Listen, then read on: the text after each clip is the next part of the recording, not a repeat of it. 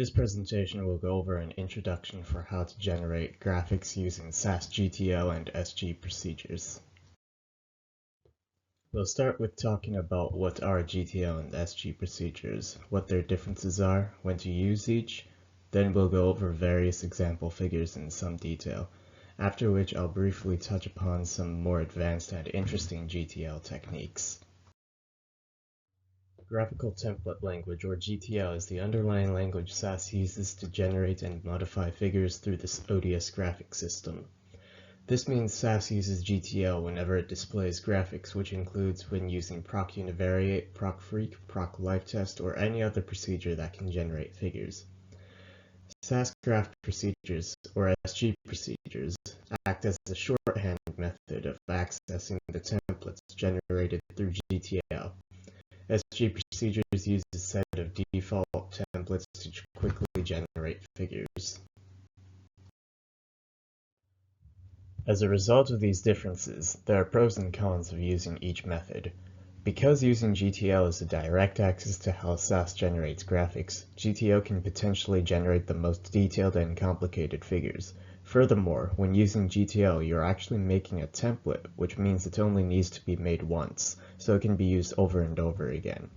Unfortunately, this makes GTL much more difficult to learn and, more importantly, very time-consuming to make. SG procedures, on the other hand, are quick and easy to use. Their syntax is much simpler than that of GTL. This makes them great for quickly generating simple figures. In some cases, SG procedures are also better at making certain paneled figures, which I'll explain later. However, because of their simplicity, SG procedures have much more limited customizability for generating figures.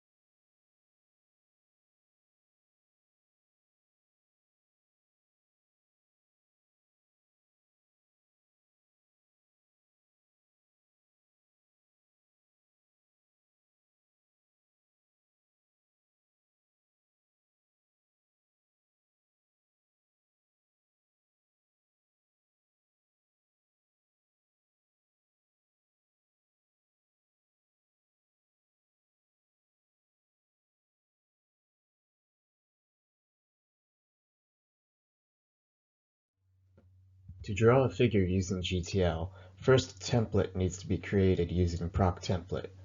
Within the template, there are various statements that define the characteristics of the figure, which I will go over later. After a template is created, a proc SG renderer is needed to input the dataset to use to draw the figure. SG procedures, particularly SGplot and SGpanel, use much simpler syntax. When either procedure is called, a dataset needs to be given, along with any necessary plot statements.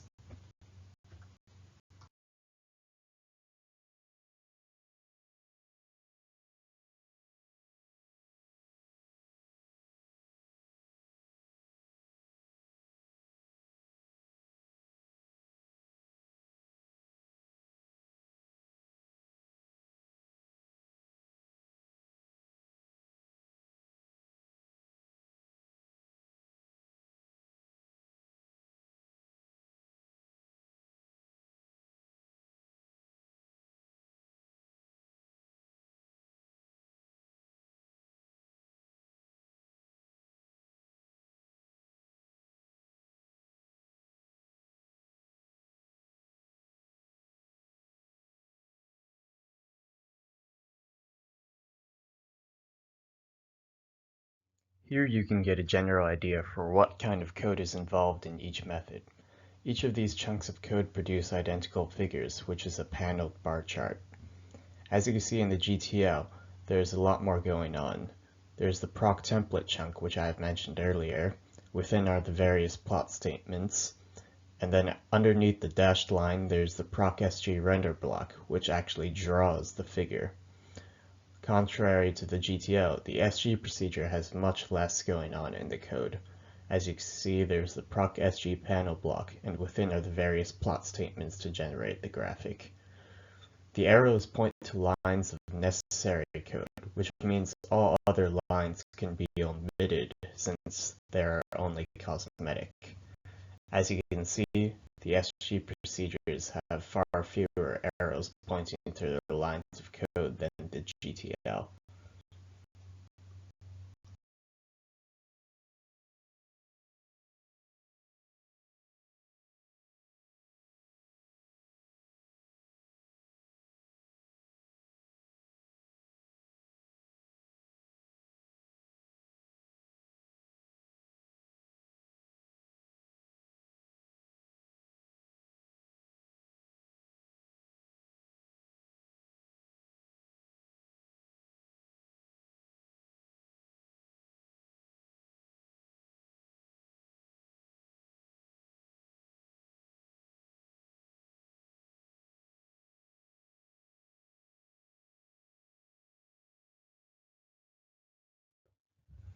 This is the resultant figure from each of the previous chunks of code. As you can see, it has 3 data-driven panels. Within each panel is a bar chart. This is why it's called a paneled bar chart. Something else to note is that all of the data used in these examples are from the default library in your SAS module called SAS help. In this case, we are using the sashelp.cars dataset, which includes a lot of data about cars. GTO and SG procedures can both produce similar, if not identical, paneled figures. GTL uses something called a layout data lattice, while SG procedures use SGpanel. However, sometimes one method is easier to use than the other. This is why sometimes SG procedures are better for making paneled figures. I'll explain this more later. The first paneled figure I'll show you in detail is the paneled bar chart, the same paneled figure that I showed you above.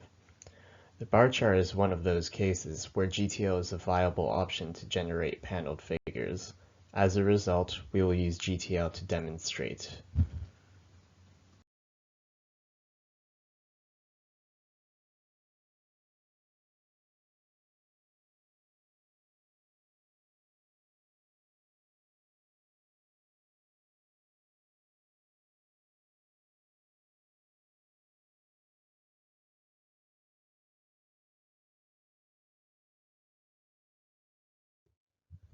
As you can see, I color-coded the various sections of GTL code to make it easier to explain.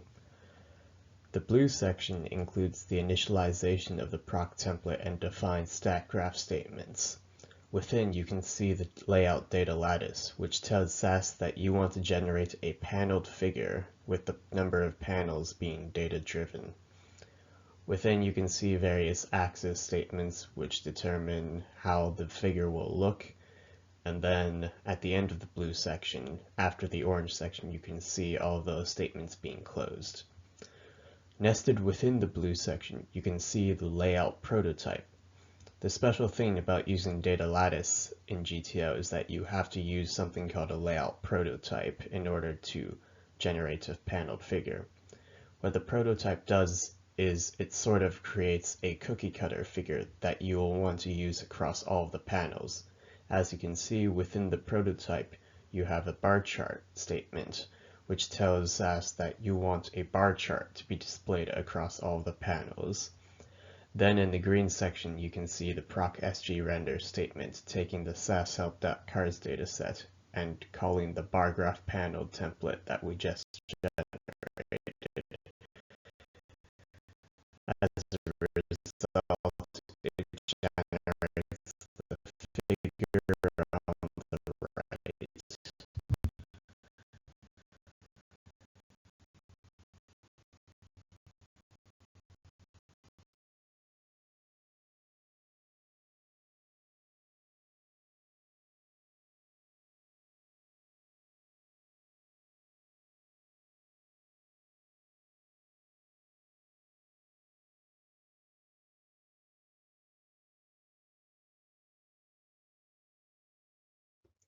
The next figure I'll be going over is the paneled box plot. Contrary to the paneled bar chart, paneled box plots are very difficult to make using GTL, so I will demonstrate using sgpanel. As you can see, proc sgpanel is generally much simpler than GTL. Within the sgpanel block, you can see the panel by statement, which tells SAS to use the variable origin to derive each of the panels. After that, the only non-cosmetic statement is the hbox statement, which tells SAS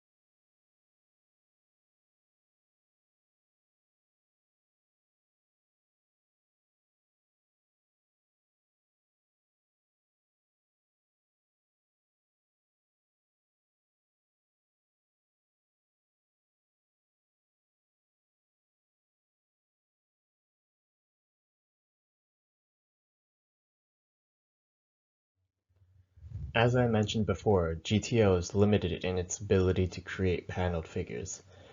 Due to how SAS handles paneled figures, mainly because of the layout prototype, most paneled figures cannot be easily made using GTL. More specifically, figures that require calculations on SAS's part cannot be paneled by SAS.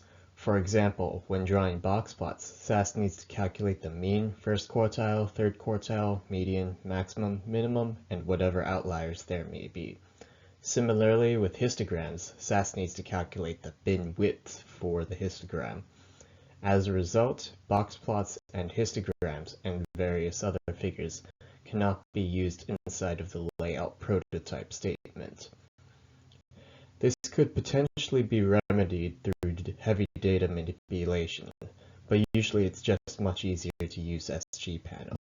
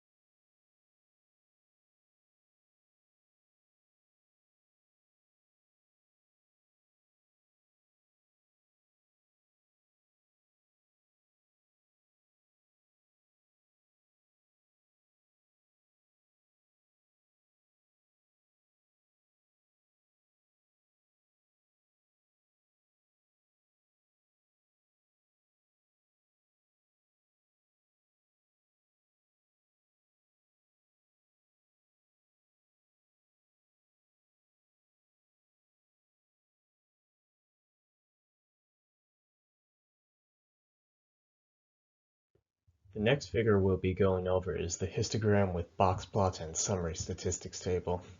This is the first figure we'll be going over that cannot be done using SG procedures. A figure with this kind of complexity can only be done using GTL. SGPlot does not allow you to combine plots with incompatible axis types.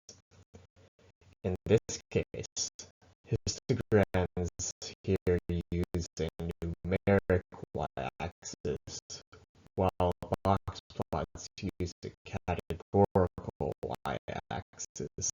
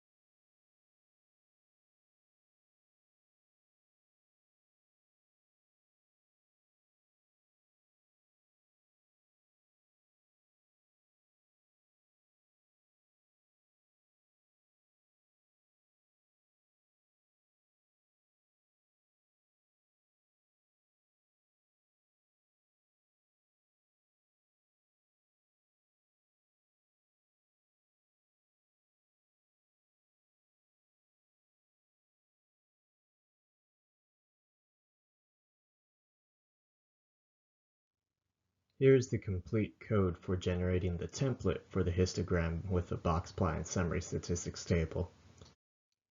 I have simplified the code into various color-coded sections like before to make it easier to understand. The blue section, which includes the first and last chunks of code, initializes and closes the template, and it includes the layout lattice, contrary to the layout data lattice used for paneled figures. The layout lattice also generates a paneled figure like the data lattice, but the panels are not data-driven.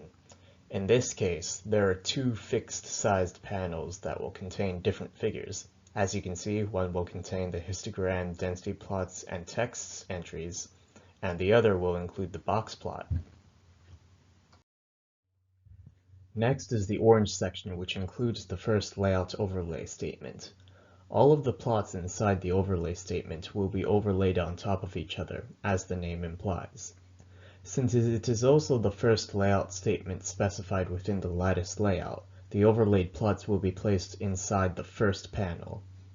Inside the overlay statement, you can see the histogram and density plot statements. Also nested inside this overlay statement is the green section, which contains the summary statistics table.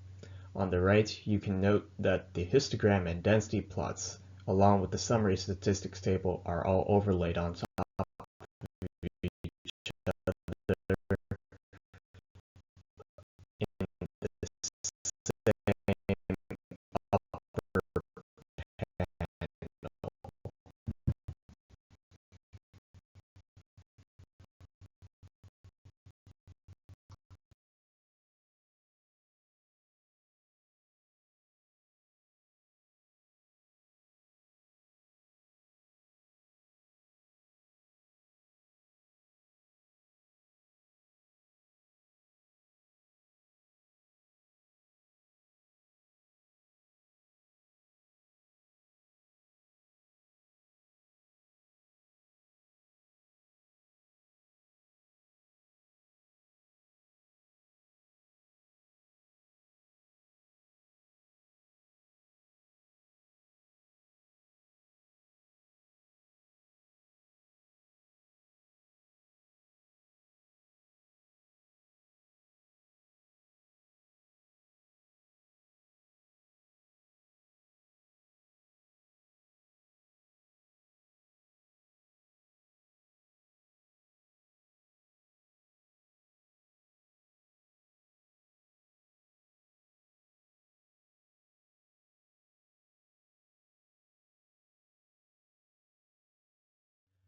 This is the green section, which is nested inside the previous layout overlay block in the orange section. It is entirely dedicated to creating the summary statistics table. To do so, it uses the layout gridded statement, which simply creates a small panel which is often used for putting text into. Then, using various formatting options, text entry statements are used to create the neat-looking summary statistics table shown on the right.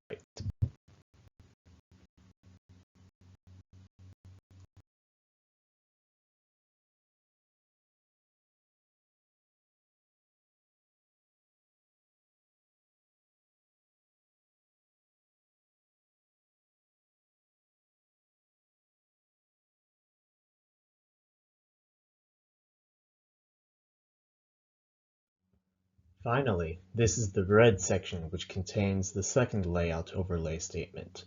Since it is the second layout nested inside the lattice layout, the plots inside of it will be placed inside the second panel. As you can see, the box plot is created in this second overlay statement, so there is a box plot shown in the lower panel in the figure. Here is all of the code put together again. And here's the proc.sg render block, which takes the dataset and the template we just made to draw the figure through ODS graphics. Something cool to note about this figure, though, is that the histogram and the box plots in the figure actually all share the same x-axis, which is what makes this figure so useful.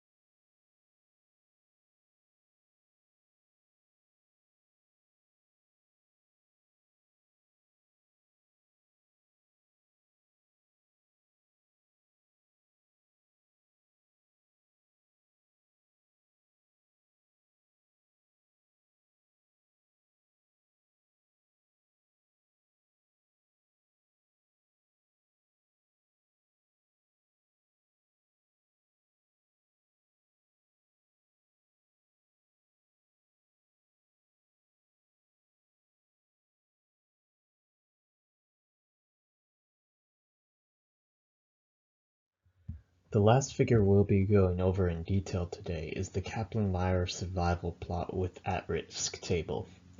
Due to the at-risk table, this cannot be generated using SG procedures, but if you are only interested in the survival plot, it's perfectly possible to make using just SG procedures. Unlike other plots we've gone over earlier, there is no plot statement that explicitly plots a survival plot. For example, histograms are plotted using the histogram plot statement, box plots using the box plot statement, and bar charts with the bar chart statement.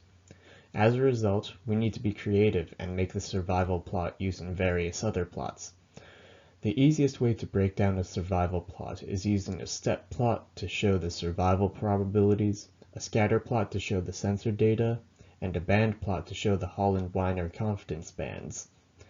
The at-risk table is generated using something called a block plot.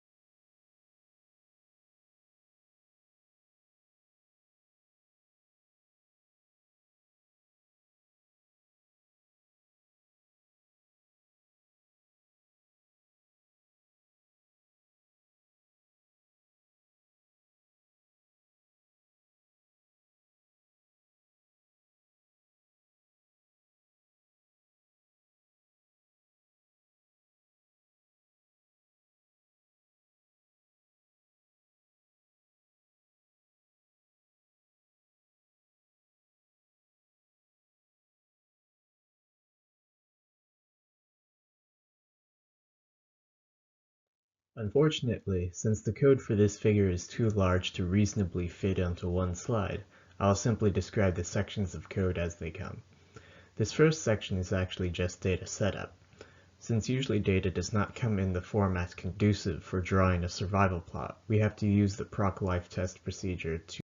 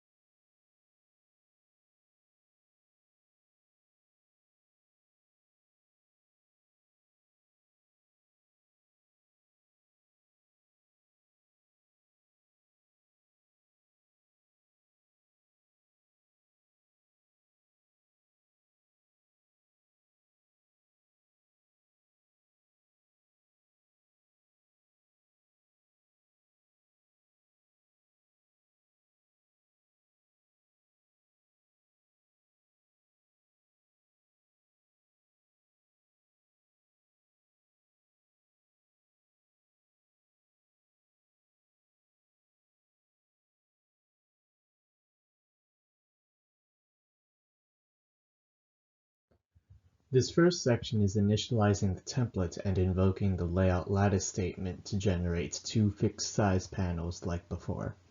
It also shows the beginning of the first nested layout overlay block. This following section contains all of the overlaid plots for the first panel as mentioned before.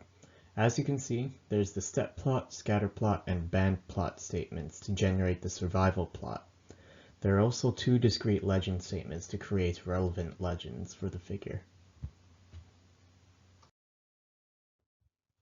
Finally, this chunk shows the second nested overlay statement that includes the block plot, which will be placed in the lower panel, as you can see in the figure. The block plot in this case is simply acting as a table, but as you can see, it shows the number of subjects at risk at each corresponding time point using the x-axis of the panel above. So you can see the at-risk values at 0, 500, 1000, 1500, 2000, and 2500. Then at the end of the chunk, all of the layout statements and templates are closed. Then this is the SG render block that uses the modified dataset we made earlier and the template we just made to generate the figure.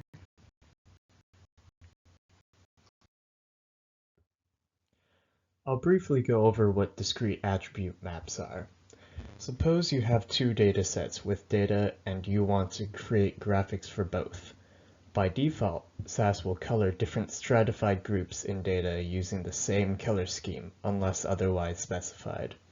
Colors are assigned to groups either by the order they appear in data or by some other order specified by the programmer. This could result in inconsistent coloring of data across multiple figures, as shown in the two bar charts. This is possible using both GTL and SG procedures, but I will only briefly demonstrate the GTL variant.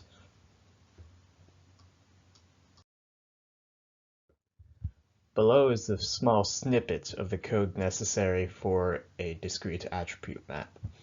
After using the map, the exact same data are plotted below, but this time, as you can see, corresponding groups are colored correspondingly. Dynamic variables are sort of like macro variables that can be defined in the SG render procedure. They can be implemented into templates, and when used in tandem with conditionals and functions, they can make the template highly flexible for very different types of data. Conditionals and functions are basically as they appear. Conditionals are simply if-then statements that can be used in templates, and functions provide some basic computational capabilities to the templates. As I mentioned before, when used in tandem with dynamic variables, they can create a very flexible template.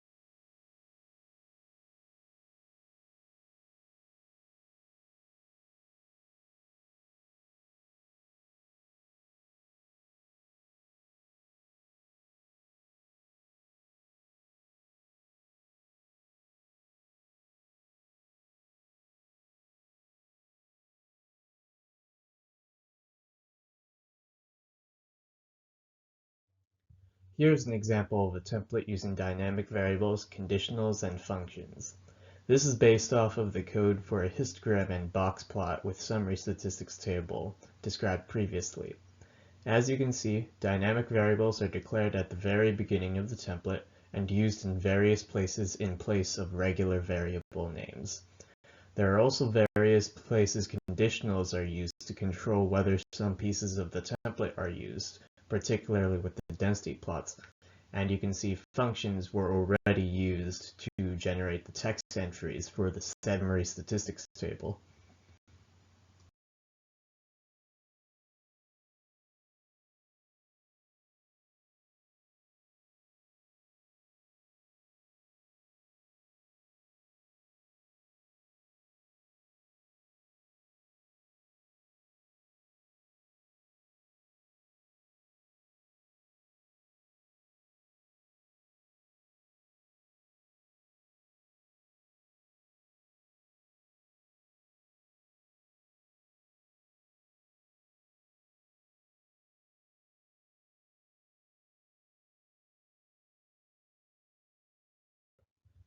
Here you can see the various dynamic variables being initialized in the proc.sg render block to create the same figure as before. A very useful thing to know when learning GTL is how to export sgplot syntax into the corresponding GTL code. SAS actually has an option in sgplot, the tmplout option, to output the corresponding GTL code into another specified file for you to see. As one could imagine, this is very useful for learning GTL. Unfortunately, the code that's outputted is usually redundant and sometimes unreliable. Even so, this can still give you a good idea about how GTL code is supposed to look. Note that this is only available for sgplot and not for any of the other SG procedures.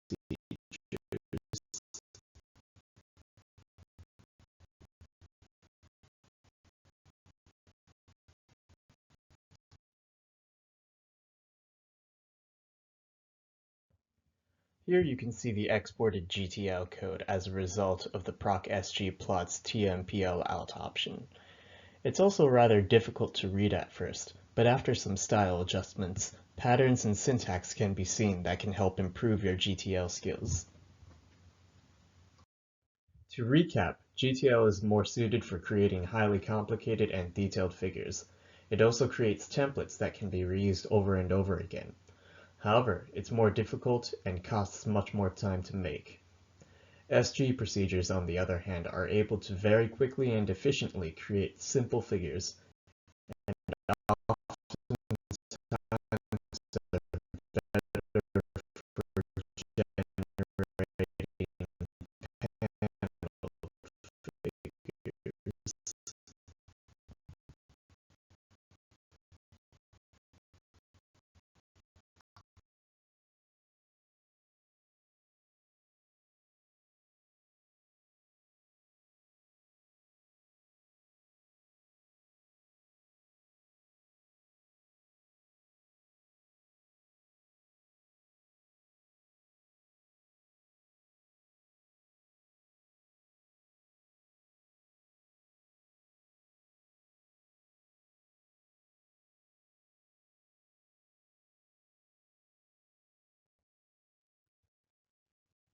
These last couple of slides contain some examples of what GTL can do.